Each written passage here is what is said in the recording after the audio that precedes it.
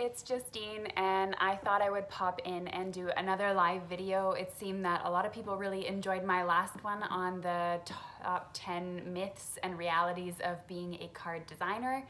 And today I really wanted to chat about something that I get asked quite often, and I think it's really good that I can address this on a live platform so that you have any questions you can ask along the way, so feel free to comment if you'd like. So today the topic I'm going to be discussing is I want to make cards, where do I start? And I'm gonna offer a bunch of advice that I wish that I knew when I first started. Hello everyone, thank you for joining.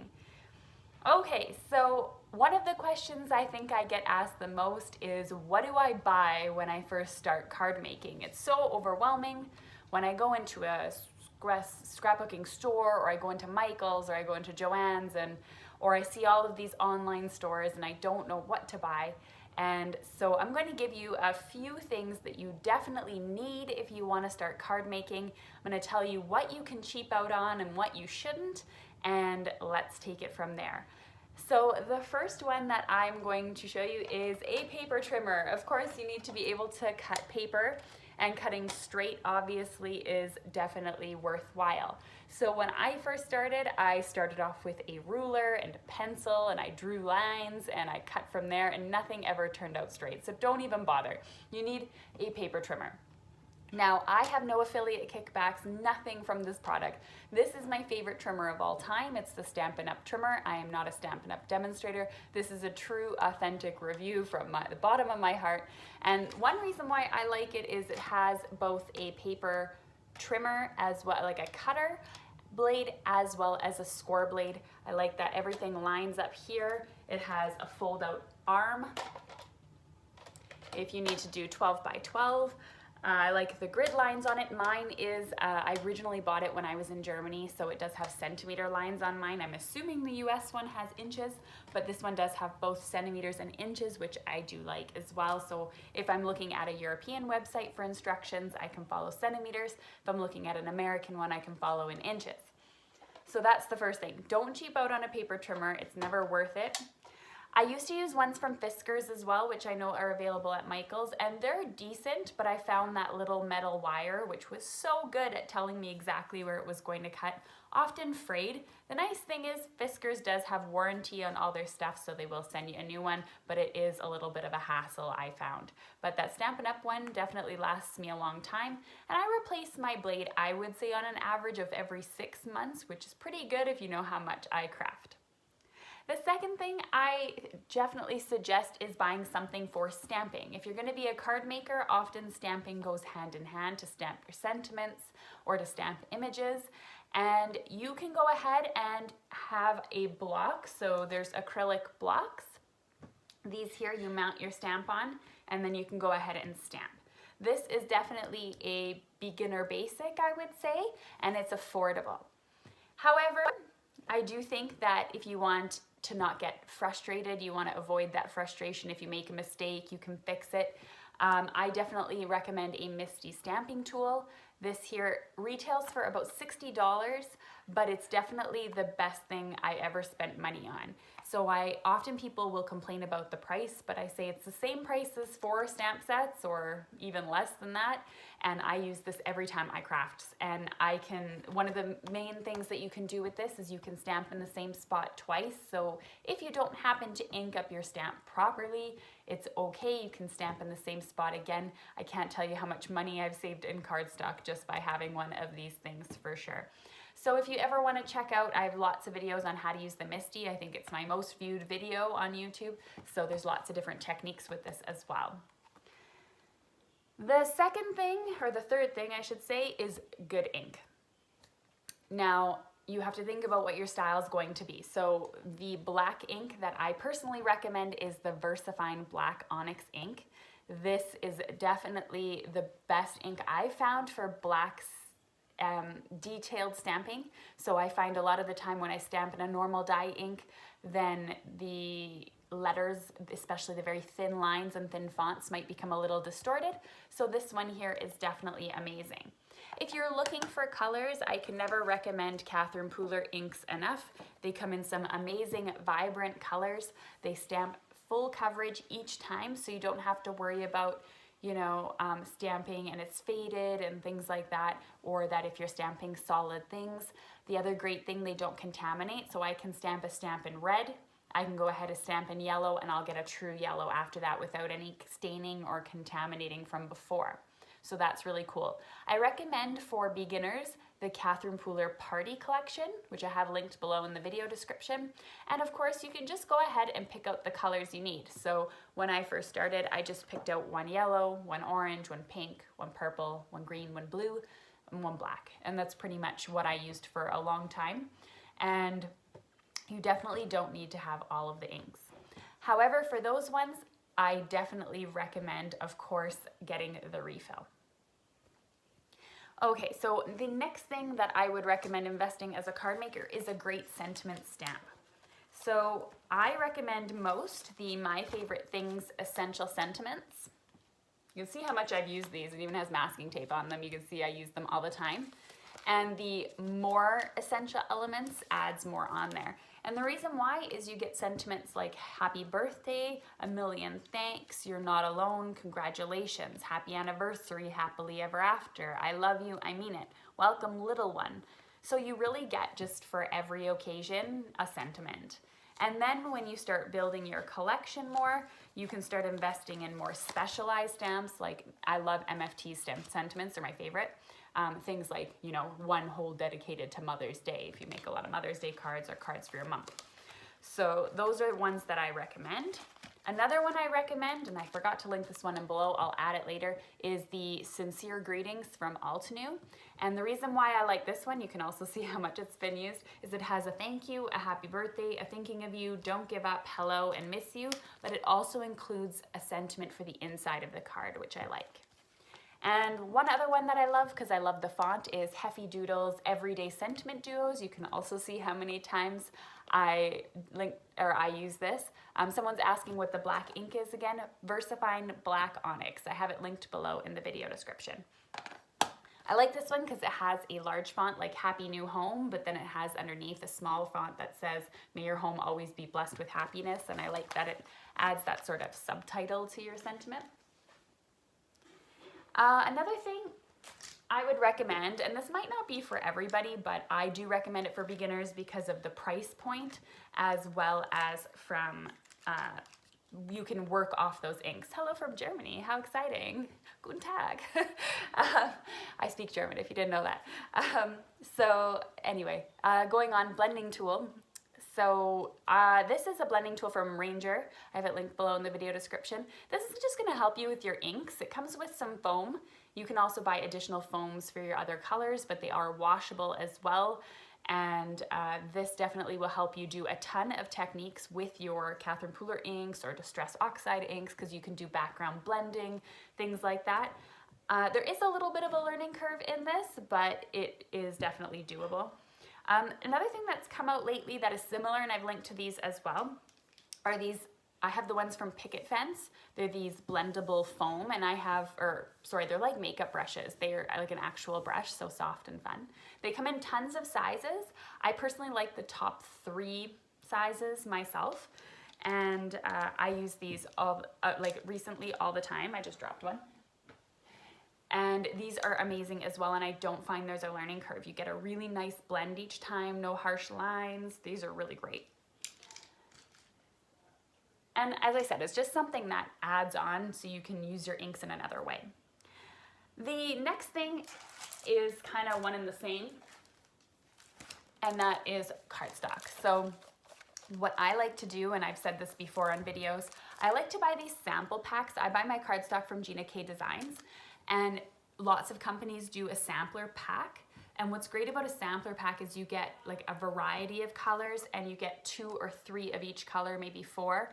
And so you can see which colors you end up using the most so that you can buy again in a single color later. I found I often bought 25 packs of one single color and then I never used them, and it's such a waste of money. So I like buying these card pack samplers. That comes for Gina K in spring, summer, fall, and winter, and then she has one additional one with her new colors that she came out with last year. And I adore these because it helps me keep track of what I use. And of course, white cardstock, always invest in a good white cardstock. And I think it's really important to know that white cardstock's not all the same. It comes in various shades. So I like to buy from the same brand. And in the end, to save money, I buy an 80 pound and 110 pound. I use 80 pound for things like card layers, for die cutting, all that stuff. And I use the 110 pound, which is more expensive, for my actual card bases. You can see just how thick this is. And it's super good quality, and I love bright white, and that's what I recommend. But I do understand that it is quite difficult, of course, for people overseas to get this. Do you have any watercolor stamp tips for card making? I do have a whole watercolor series on my channel. If you just search watercolor Justine Hovey, you'll see a bunch that come up. I'm not a great watercolorist, so I like to show you how to fake it till you make it. The last thing is a good glue. I think I missed this one, so I wanted to mention it. I personally love Tombow Mono glue. I've also been using the Ultra Bond lately in my videos. This one you have to be a little careful to not put the, not to put too much because it will wet your cardstock. This is a little more liquidy than this one.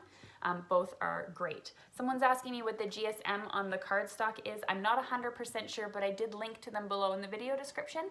It'll link you to Amazon or whichever site you're on, and you can check the GSM there. So those are the supplies that I recommend for a beginner card maker. However, there are some additional supplies that I wanted to mention are the things I use every time I craft, so I find them equally as important. One is a bone folder. This helps you make amazing folds, and I have the Teflon bone folder. It took me 5 years to invest the $25-ish that this one cost. I used a plain cheap one before, but oftentimes what happens is when you're scoring or when you're smoothing down a fold, you get a plastic sort of sheen on your cardstock from cheaper ones. And so I like to go with the Teflon one, but both of them are just completely fine, especially if you're a beginner. But I use this all the time. Don't try and fold cardstock without doing a score line. My trimmer does that, remember? Because it will just kind of crumple and get all gross. Another thing I use all the time, not to underestimate, is purple tape. This is 1.5 inch, and Thermoweb came out with 1/2 inch at Creativation this year. I'm not sure if it's available already or if it's available soon, but I use this all the time. It's kind of like a washi tape. I use this to hold down for watercolor. I use this to hold down stencils. I use this to hold down die cuts in place. I use this for like literally everything, and it's a removable adhesive, which I really love. This is my 3rd roll that I've gone through already. It's pretty crazy in a year, and it's a big roll when you get it. Another thing I love is my Gemini Junior die cutting machine. It's right here. It's quite big. It's my electronic die cutting machine.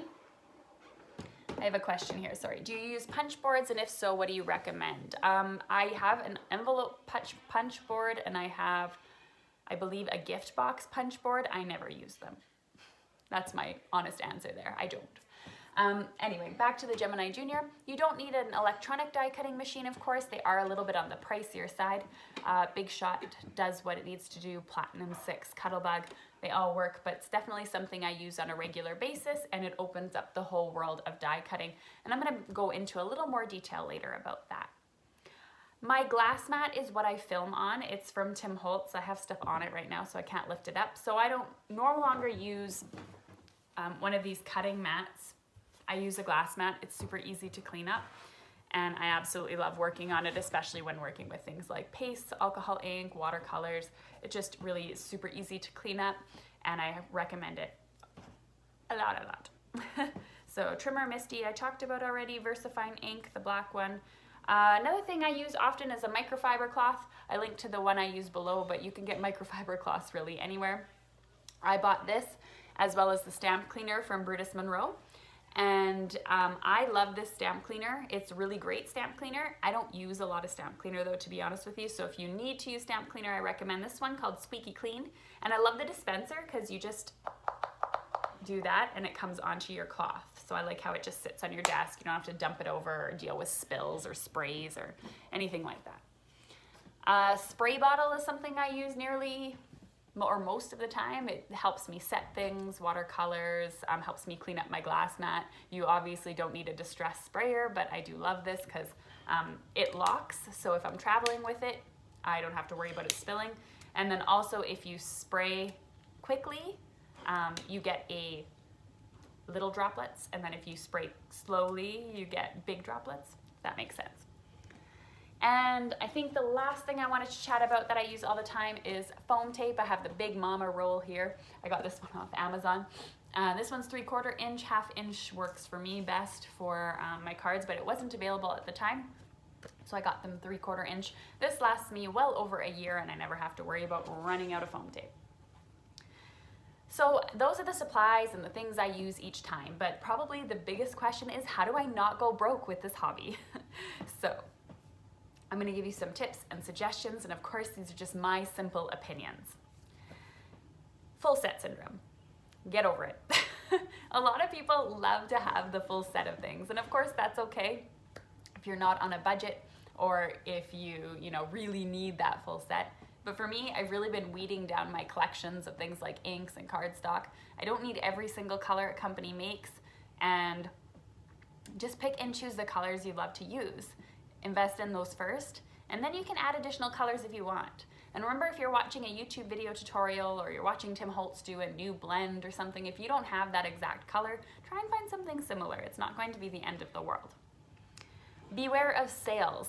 So as much as we love to subscribe to those newsletters that tell us that there's discounts, and those of course can be great for beginners to stock up on supplies, companies that have sales all the time, just know that they're gonna keep coming. So wait for the time that you have the money, and maybe it might even be a good idea to unsubscribe if you find yourself spending too much money and being very impulsive with sales. Another thing I recommend, and it's probably going against my channel because I think that's how I make money, is based on people impulse shopping, but maybe not impulse shopping. Actually write down the supplies that you think you want, or what I like to do is put them in my cart, and then if I still see them in a couple weeks and I'm still thinking about them, then it's probably something I want to buy. Is it useful?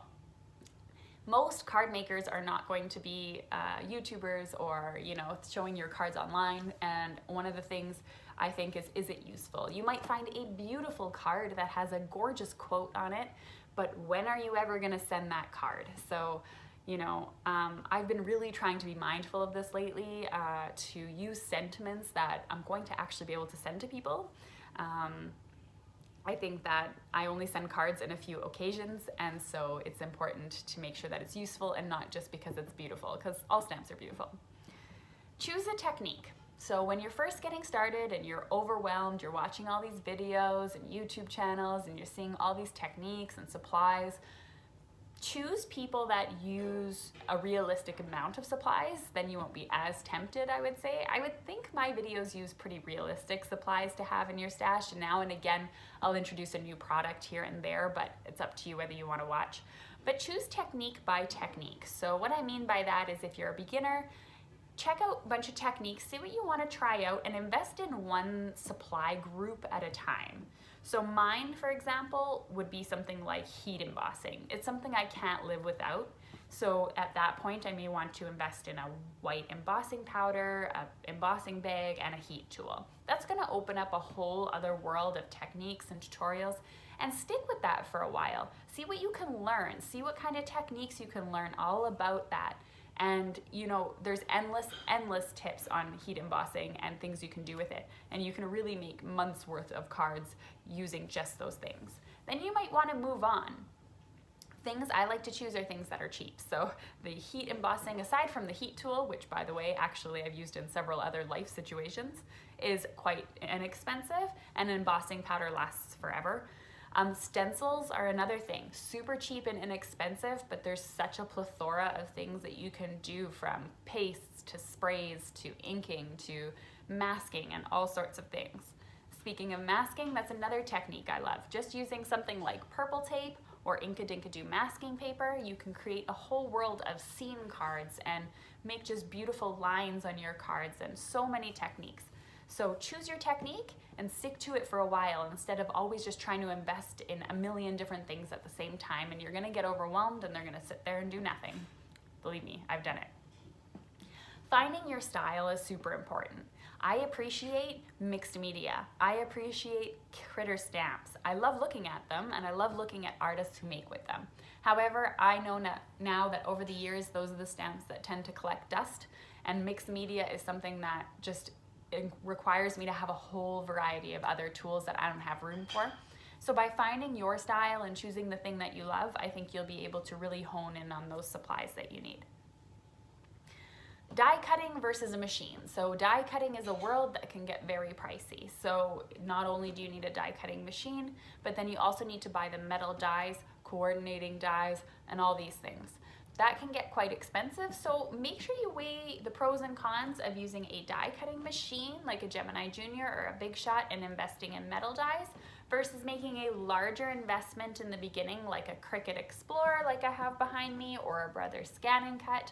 These ones here, the Brother Scan and Cut, for example, will be able to cut out all your stamps, so you don't need coordinating dies. Might be an investment you might look into. So choose cheap things that get you far. So for example, watercoloring. If you buy a watercolor palette like the Gamzai Tambi watercolors or something, I believe that they're between $20 and $30, but think of how many watercolor paintings you can make with that, or card fronts. That's going to give you, it's going to stretch your budget quite far. Stencils, things like a texture paste, you only need white. You can use the refills from your inks to make whatever color you wish. And also a printer can help. If you don't have a lot of stamps, there's nothing saying that you can't grab images off the internet, but watch for copyright if you're going to repost, and just print up your own personalized sentiments and things like that. A printer could be great. And then, of course, be kind to yourself and persevere, I think, is really great advice for a card maker. So it takes practice. It takes practice to learn how to ink blend, to learn how to stamp without smudging. It takes practice to do all these things. And remember, it's just paper. It's okay if it goes in the garbage in the end. Practicing is super important, and don't expect yourself to be creating cards like your favorite card maker just right away.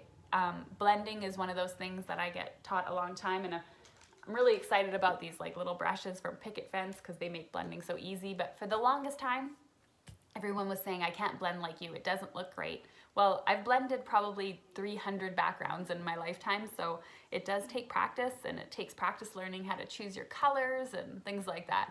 Marianne says, oh, she's going broke, especially in Canada. Yeah, sucks with the dollar right now and getting those supplies from the States and paying duty and all that. It can get pretty expensive, but there are Canadian sites like Maple Syrup Designs, for example, that are available in Canada. And the last thing I wanted to talk about is how you get your inspiration. There are lots of paid classes out there. You can go ahead and pay a fee and learn things, and that's great. But there's lots of free things available. There's things like YouTube, where you can find card makers like myself who create video tutorials for free for you. You can attend local classes, of course, if you have a Stampin' Up demonstrator or Close to My Heart demonstrator, or if someone just does them. Things like Pinterest or Facebook groups like Stamp Junkies. There's Split Coast Stampers, which I link to below in the video description, that have hundreds, if not thousands, of tutorials on there for free. And then, of course, Scrapbook.com's free classes. They have some of the top designers that are out there, that like Tim Holtz and Simon Hurley, and you'll get all your favorite people on there. And they offer free classes as well. So be sure to check all of those out. And if you want something more specific and honed in, then those classes are perfect for you, because you'll be learning about a certain technique. I think YouTube can be a little overwhelming at times. Someone's saying try shopping on Wish or AliExpress. I would definitely suggest not shopping on there. You're definitely buying things. I don't try Wish. I'm completely against Wish, and I'm not going to go too much into those. But essentially what they're doing is they're grabbing all of the stamps and die designs from designers in the United States or worldwide. They're stealing them and then putting them into a stamp and die that God knows what kind of materials those are made out of. And the stamps are often made of silicone, and they're super cheap and bad quality. And if we want to keep having beautiful designs out there, we need to stop shopping counterfeit products at Wish and AliExpress, because eventually, if all these businesses go out of business, there's going to be nothing left to copy. So that's my small stance and rant on that. So please do not shop on those websites. I always say that card making is something that is more of a want than a need. And I think it's just really important that it's about quality and not the quantity that you have. So anyway, so that's all I had to say today. So I went over supplies, things I use every time, how to not go broke, remember to persevere and be kind to yourself when you're first starting, and places where you can get some inspiration on your card making. And I really hope that that helped you. I have links in the video description below for anything I chatted about. Things like scrapbook.com, Simon Says Stamp, and Ellen Hudson are all reputable companies with great customer service and shipping. And those should be able to help you get most of your needs in a one-stop shop type scenario. I also have some links to Amazon. And, sorry, someone just wrote a comment about me being wrong about Wish. Not so much. So anyway, I have links to Amazon as well. And the ones I linked to Amazon, I believe the majority of them come from the direct seller themselves. So the Misti, for example, is My Sweet Petunia. That is her shop. There is Tombow for the glue, and I think Neenah paper might be the only one that I didn't find, but I did want to link to a cheaper option for you guys. So thanks so much everyone for watching, and thank you so much. I will chat with you later. Bye!